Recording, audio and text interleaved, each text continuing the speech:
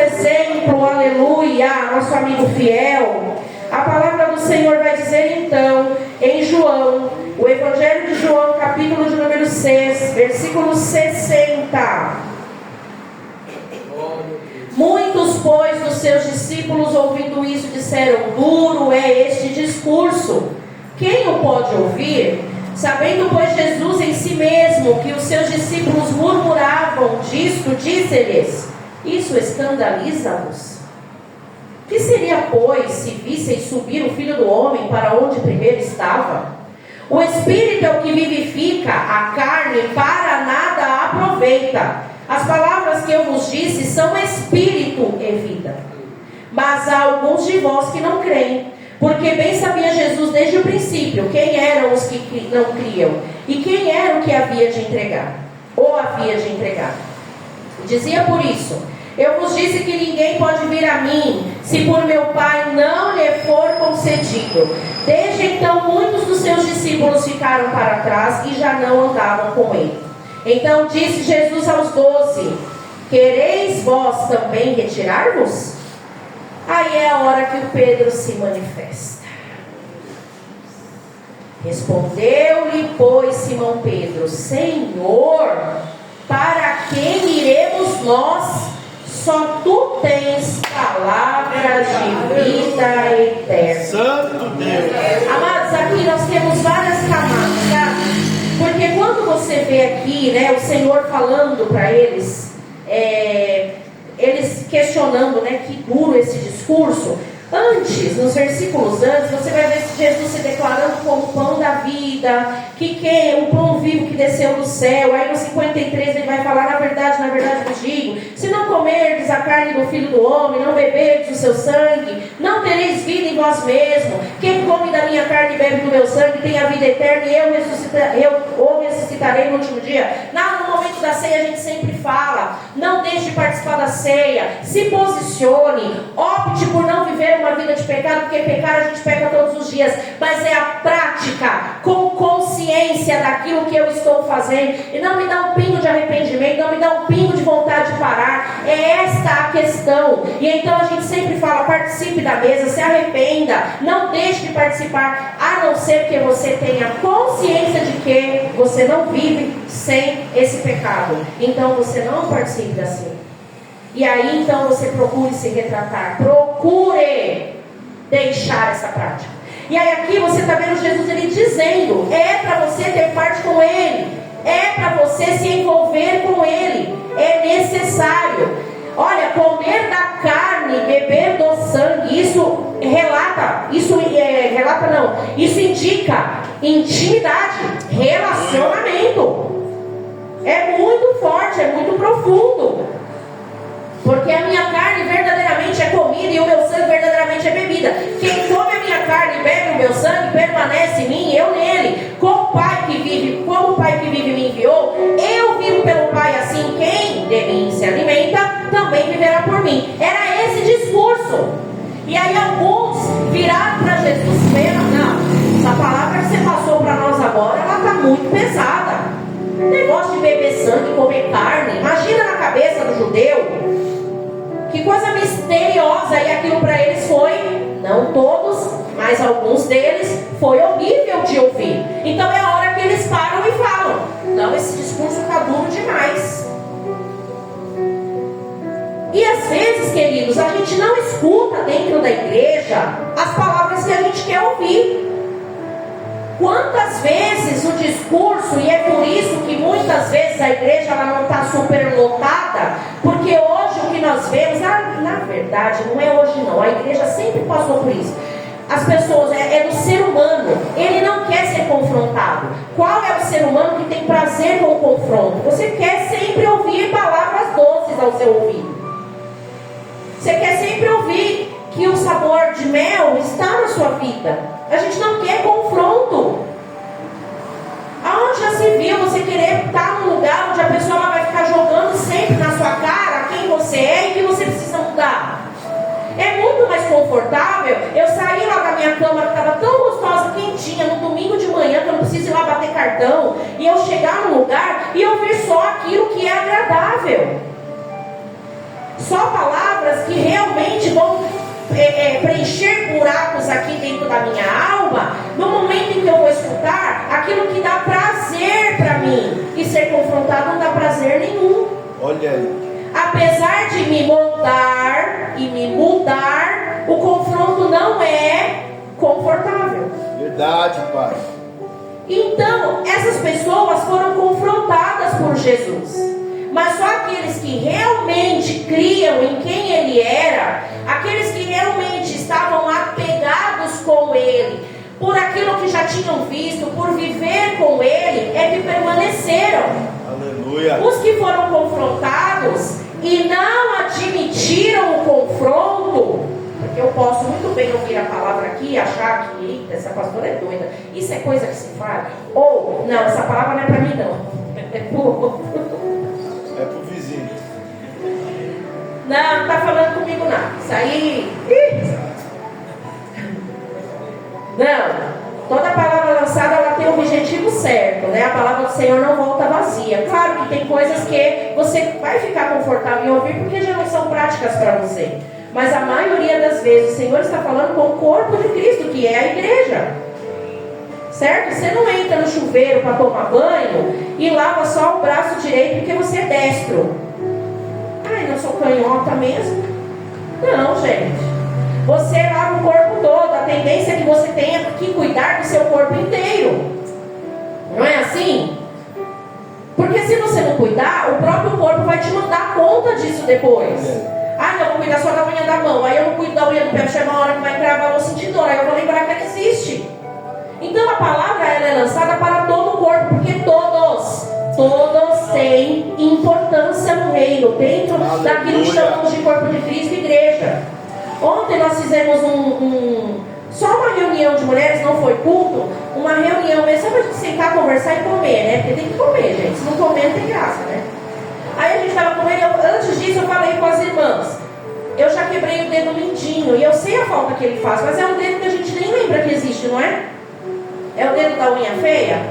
Você nem fica lembrando que existe dedo mindinho, mas eu quebrei, aqui no sofá. E não pôde nem engessar, tiveram que ficar fazendo aqueles negócios falsos, ponto falso, sei lá eu. Foi tenso demais ficar com aquele dedo quebrado. Até eu conseguir colocar meu pé dentro de um tênis de novo, custou. Ele fez muita falta pra mim. E depois eu fiquei sentindo dor na outra perna, porque eu descobri que ele é equilíbrio pro corpo da gente. Deus não deixou ele lá de enfeite, ele tem uma função. Ainda falei para os irmãos, então não fique se sentindo menor do que ninguém, se de repente você não pega um microfone, se de repente você não está numa posição que todo mundo fica te vendo todo culto, se você está só nos bastidores, todos somos importantes para o Senhor, todos nós. É o corpo. Então a palavra ela é lançada para todos nós, ainda que de repente não especificamente para algo que seja meu, mas o Senhor ele lança essa palavra, ele vai falar com todos nós precisamos absorver isso. Ou então eu vou dizer assim, ó, está falando sobre vício.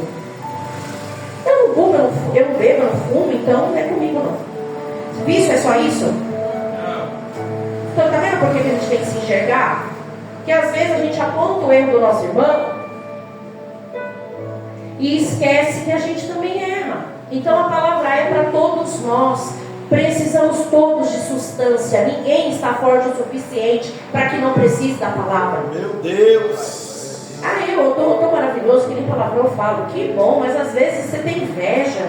Não fala palavrão porque não é mais hábito. Mas você tem ódio, ou você quer o que é do seu irmão, ou pior ainda, ser o que ele é. Porque o invejoso ele é isso, não é só o que desejar ter o que você tem, mas ser quem você é. Uma pessoa que não consegue ficar feliz com o avanço, com a felicidade do outro, se irrita quando o outro conquista. Meu Deus! E a gente está rodeado de pessoas assim e somos assim. Se a gente não se policiar, a gente não vai se alegrar com a vitória do nosso irmão, com a vitória do seu familiar.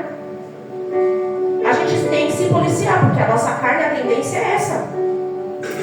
E aí, quando nós somos confrontados dentro da igreja, e aí é algo que a gente fala muito aqui, né? Por que a nossa igreja tem alguns tipos de postura e a gente não é tão entendido como gostaria? Porque justamente a gente está querendo se livrar de ter uma igreja cheia, mas de pessoas que querem conforto não confronto. Meu Deus!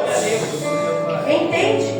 É por isso que a gente procura vigiar muito com determinadas situações em que a gente vê como hábito em outros lugares e que aí a gente tem multidão de pessoas, mas só por conforto, só por status, só por, nossa, mas a palavra naquela igreja é uma bênção. Peraí, mas aqui também é a palavra de Deus, se lá também é, então aqui também é uma bênção. A palavra que é uma bênção é a que o Senhor quer falar para eu ouvir ou a que eu quero ouvir?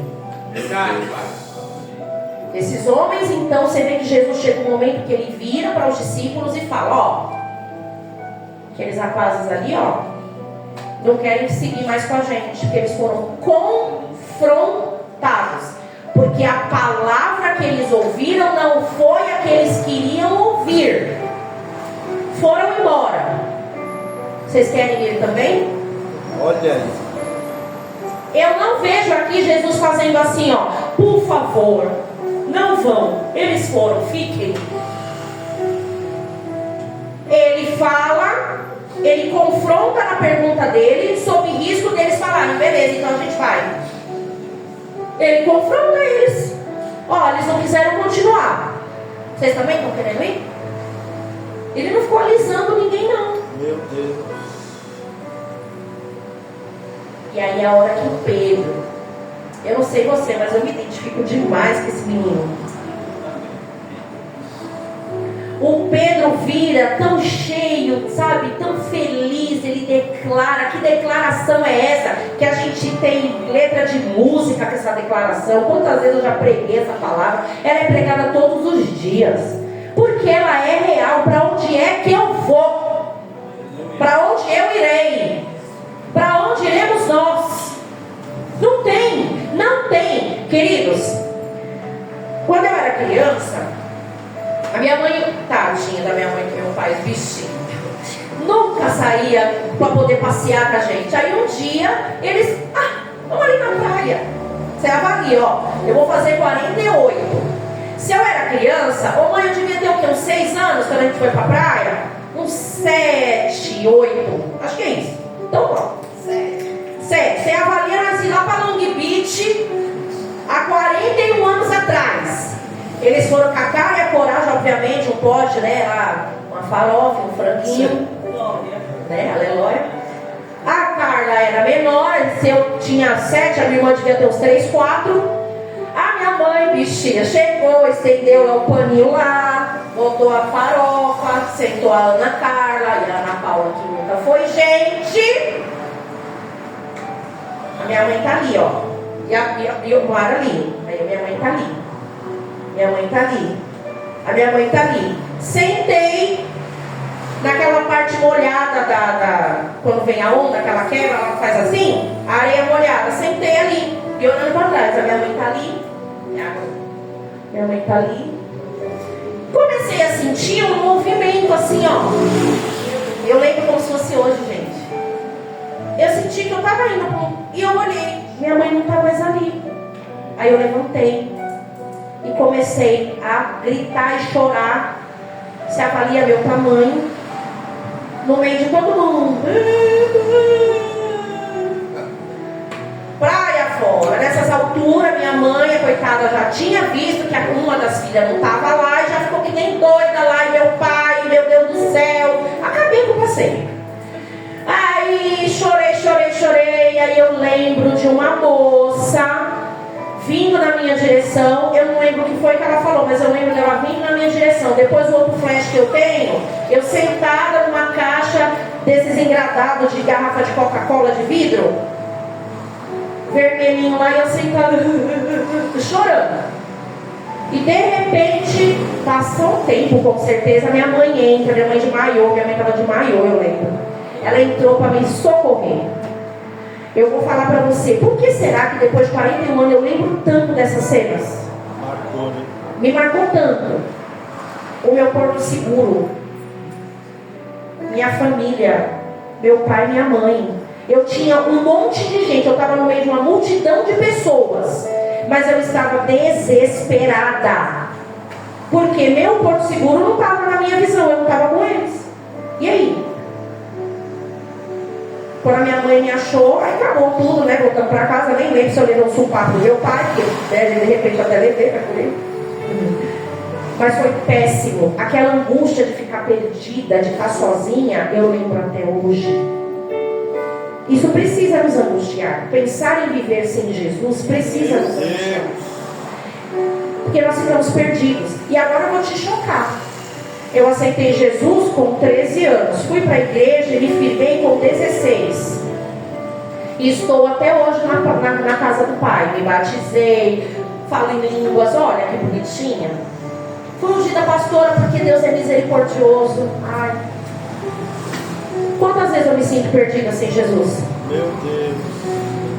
A palavra de estar perdido sem Jesus não é só para quem foi da igreja um dia e hoje não está mais, ou para quem nunca aceitou Jesus. Tu está na igreja, cantando, tocando, varrendo o chão, fazendo 500 coisas, pregando, e pode estar perdido sem Jesus. É forte essa palavra.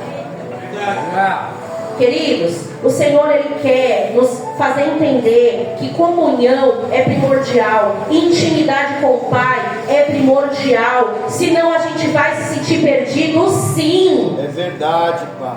A gente vai ficar se sentindo sem base, sem ter onde pisar. Aleluia.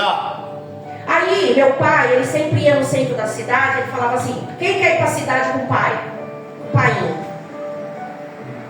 A gente morava na zona rural, né? Que ele falava que quer ir na cidade. Não é? Morava lá no Paris. Mas ele falava que ia na cidade. Ou ia pagar um carnê, ou ia fazer qualquer coisa. E eu amava, era o passeio, era o auge ir na cidade. Porque sempre levava a gente numa pastelaria, ou então comprava um chocolate. E aí eu lembro que eu pequena toda a vida, e ele dava um dedinho assim, ó, pra gente segurar. Aí pra atravessar a rua, segurando no dedo dele. Um passo do meu pai era 5 meu, né? E eu lembro muito disso. Então era meu porto seguro ali, ó. E uma vez a gente foi com a minha mãe e entramos numa loja para ver sapato. E aí tava lá, eu sempre terrível. Minha irmã era mais aleluiada, ela ficava mais perto da minha mãe e do meu pai. Eu não, tinha que ficar pulando. A loja tinha era 2 lojas. Era aquelas lojas que você entra aqui, ela tem uma abertura que você ir para a loja do lado. E aí eu levei minha irmã para um caminho nesse dia. Ela não ficou perto da minha mãe e do meu pai, foi comigo sassaricar. Só que eu voltei para perto da minha mãe e do meu pai e ela não. Aí minha mãe, cadê a carne? Eita, cadê a carne? No centro da cidade. Eita, que desespero. Eu lembro, gente, a angústia de perder minha irmã naquele lugar. Foi terrível. Quando meu pai encontrou, sabe onde ela estava? Já estava de mão dada com a mulher, né, mãe? A mulher já estava levando ela embora. Foi muito terrível aquilo, gente. Você não sente isso quando você perde alguém pro mundo? Olha, papai. Você não sente essa angústia, essa tristeza quando você pensa em pessoas que estavam do seu lado louvando? Eu penso isso, eu tenho um filho que não está na casa do pai mais. Ele jura que ele tem comunhão com Deus. O que me resta? Orar e crer que ele vai voltar. Amém. Eu sei que ele vai. Eu tenho convicção. Mas como mãe, sabe o que me preocupa? É como ele vai voltar. É isso que me preocupa. Como pastora, junto com o meu esposo, que é o pastor e ama as suas ovelhas, a gente se preocupa. Inclusive com quem já saiu daqui. Tanto que quando a gente vai confrontar as pessoas, que a gente começa a perceber que elas não estão vindo, e a gente começa: filho, aconteceu alguma coisa? Fizeram alguma coisa com você? A gente se preocupa porque a gente não quer perder. Mas sabe o que a gente fala? Como falamos para um casal quando nós fomos visitar? Foi o último caso de pessoas que saíram assim que a gente foi visitar? Não, a gente só não sente mais vontade de ir lá na CIA. Não, beleza, mas pelo amor de Deus, vá para outra igreja. Pelo amor de Deus, não saia da presença do Senhor. Aleluia. Esse sentimento de perder alguém que você ama para o mundo, será que isso está em nós? Eu lembro a angústia, o quanto aquilo acabou comigo, criança, a hora que eu vi meu pai voltando com a minha irmã, que alegria. Será que a gente nutre esse sentimento? Ou a gente fala: se desviou porque quis, mas é assim mesmo, tá lá safado lá, fazendo isso, aquilo. A gente só aponta dele. Que o Senhor, Ele restaure em nós essa importância, essa alegria, em ver as pessoas voltando, em ver resposta de oração, que nem você aqui, viu, ninho de blusa vermelha? É você mesmo. Hoje ele está combinando o tênis e a blusa. Você está muito São Paulino hoje, tá? Glória! Branco, vermelho, preto, olha o Jefferson, tá vendo? Libertação bem devagar. Glória a Deus! Quantas vezes orando por esse José Roberto? Quantas terças-feiras clamando, tá aqui. E a gente deixou de orar? Não. Porque ele mata um leão por dia, né? Não, Lena? É um por dia. Olha, às vezes é 5, 6. Eu também tenho meus leões para matar. Você tem o seu. É que às vezes o leão do teu irmão fica mais exposto. Olha aí. Não fica na cara de todo mundo. Você entendeu? Então fica mais fácil de apontar o dedo e julgar. Eu tô aqui vestidinha aqui, que linda. Eu posso fingir uma coisa que eu não sou. Quando o pecado do nosso irmão ele fica evidente, é público, é muito pior. E ele tem mais dedo apontado ainda. Mas o Senhor quer que a gente tenha essa consciência. A gente não vai para lugar nenhum sem Ele. Aleluia. E a gente precisa sentir, doer, interceder com dor, clamar, como se eu fosse o alcoólatra na sarjeta, como se eu fosse um drogado em abstinência, como se eu fosse aquele que está angustiado e oprimido pela prostituição, pelo homossexualismo, por tudo, qualquer tipo de situação. Eu preciso sentir essa dor antes de apontar o dedo e julgar. A consciência de que, nossa, não dá para ficar sem Jesus. Nossa, mas fulano não fala, meu Deus. Eu cantando, que a bênção se derrame nos seus filhos. E eu pensando no meu filho, meu Deus, no filho dos meus filhos, no filho do meu filho. Isso tem que doer, claro, vai doer primeiramente meu filho, mas eu tenho que pensar em todos os outros, os que já passaram por aqui, minha consciência pastoral, os que eu sei que não estão aqui. Ontem a Camila, filha da Verônica, veio para a nossa reunião, e aí ela estava falando, né, dos desenhos que tem aqui perto dos banheiros. Ela, pastora, que bonito, quem foi que fez? Eu falei, um jovem que tem esse dom maravilhoso, mas se você for ali na pracinha agora, ele está lá jogado na sarjeta, porque ele não consegue vencer o vício. Olha que coisa, não é para doer, não é para a gente ficar entristecido, não é para a gente se angustiar, não é para a gente, pastora, como é o nome dele? Eu quero orar por ele, eu quero que ele seja liberto em nome de Jesus, eu quero que ele tenha essa consciência de que sem Jesus ele não vai para lugar nenhum. É Robson, olha pelo Robson. É verdade. Tem filho, tem família, mas infelizmente o vício agarra de uma forma que ele não consegue se desvencilhar daquilo. Um dom que era para esse menino estar ganhando muito dinheiro, esse dom que ele tem. Olha que você falou para ele, você ver os desenhos. Tinha mais, é porque eu tirei, que foi amassando, foi manchando, mas é uma bênção. E olha que triste. Aí o Jefferson, quando eu trabalhava, estou encerrando, trabalhava na Zona Sul, lá numa escola, sempre de sábado que tinha evento, e ele estava de folga, e a gente ia, né, quando a gente tinha o Corsinha Verde. Aí uma vez, o Gabriel já estava lá, porque tinha dormido na casa de um menino, e ia ter campeonato. E nós fomos no outro dia. E aí, eu não sei, Jefferson, o que foi que você fez, que ao invés da gente ir lá Pegou a castanha. para o Tantã, sabe onde a gente foi? Osasco. Tinha dinheiro.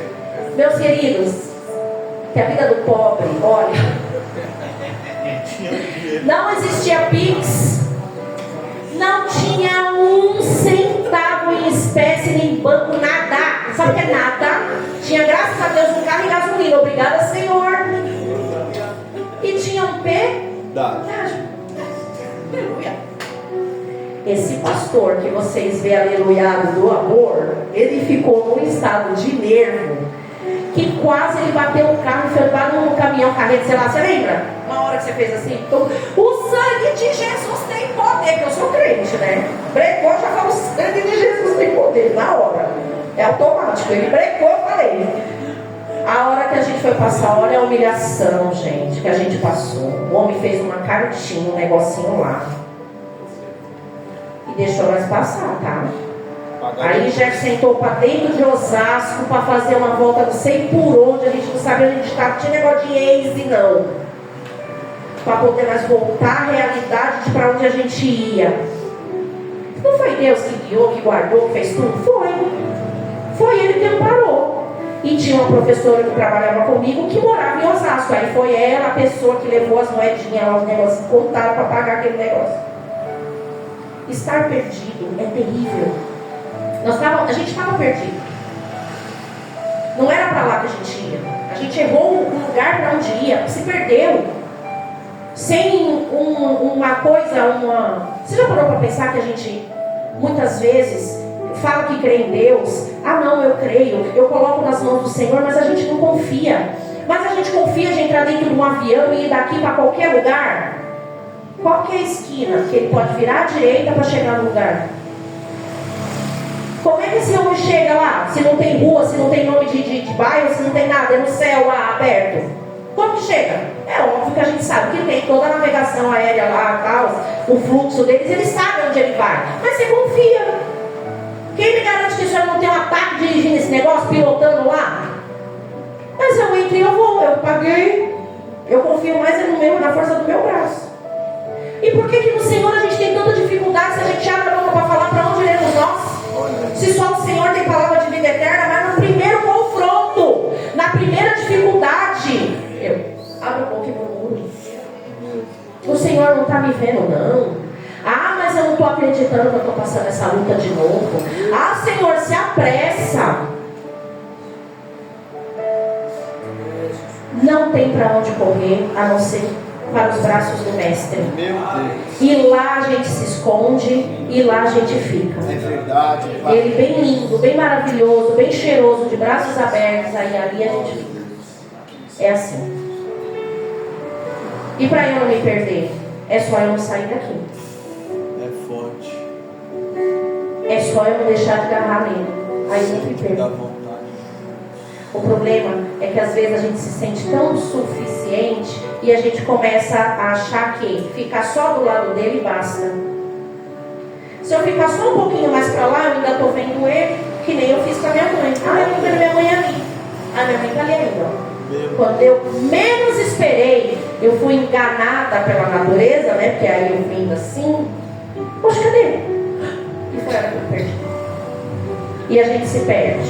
Se possível, todo dia. E para piorar, várias vezes no dia. Mas aí a palavra do Senhor é a bússola, não é? E é com bússola que a gente pode se locomover norte, sul, leste, oeste, não é? É a palavra. É vir à casa do Pai. É ouvir a palavra. E é me posicionar na palavra. Jesus é a palavra. É nele que eu tenho que ficar. É nele que eu tenho que me amparar. Não é na força do meu braço. Nem no meu conhecimento. Nem no que eu posso fazer ou deixar de fazer. Amém? Amém. Sentado mesmo, feche os seus olhos. Nós te agradecemos, Senhor. Porque o Senhor não desiste de nós. Obrigado, meu Deus. Nós te agradecemos, Senhor. Porque todos os dias o Senhor nos dá novas chances. Todos os dias o Senhor nos assiste. O Senhor sabe quais são as nossas expectativas, ansiedades, planos, sonhos, propósitos.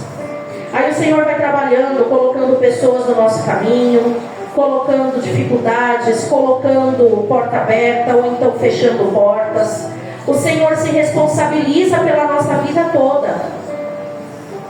Ó Senhor querido, quantas vezes nós pensamos em desistir e o Senhor envia a palavra, envia pessoas, envia circunstâncias para que a gente enxergue que não é hora de desistir porque o Senhor está conosco. Verdade. Quantos livramentos o Senhor nos dá, a gente não tem nem conta deles. Porque o Senhor nos ama. Mas a nossa mente, Jesus, ela é tão limitada que a gente não consegue entender o tamanho desse amor. E aí nós colocamos a culpa em pessoas, a culpa em problemas, no sistema. Colocamos culpa e mais culpa. Ou então em nós mesmos. E perdemos de correr simplesmente para os teus braços e ser amparados pelo Senhor. Nos perdoa por isso, Pai. Quando a nossa incredulidade, quando a nossa teimosia, quando a nossa murmuração nos afasta do Senhor, ao invés de nos levar para o Senhor. Nos perdoa quando somos incrédulos. Nos perdoa. Por favor, como igreja, te pedimos perdão por sermos quem nós somos. Te pedimos perdão. Espírito Santo, te pedimos libertação nos nossos pensamentos, nos nossos sentimentos, nas nossas atitudes. Nos perdoa. Nós nos constrangemos diante do teu olhar nessa manhã, Jesus, e declaramos como Pedro: para onde iremos nós? Não temos para onde ir de jeito nenhum. Só o Senhor tem as palavras de vida eterna. O amor que o mundo não me dá está no Senhor. É em Ti que eu quero me esconder. É no Senhor que eu quero ficar agarrada. Fica conosco, fica conosco. Senhor, muitos aqui, se não todos nós, temos necessidades que para nós são impossíveis hoje. Sejam elas materiais, sejam elas no âmbito familiar. Quantas mães aqui angustiadas e preocupadas com as escolhas dos seus filhos, com problemas de enfermidade, com situações que os seus filhos enfrentam na escola, faculdade, no meio da parentela, no meio das amizades, em vida sentimental. Eu não sei, o Senhor sabe. Quantos pais de família aqui preocupados com as contas, com o acordo bancário, com empréstimos, com situações que estão vivendo no trabalho. Quantos angustiados, meu Deus querido, pensando que podem não dar conta de tudo.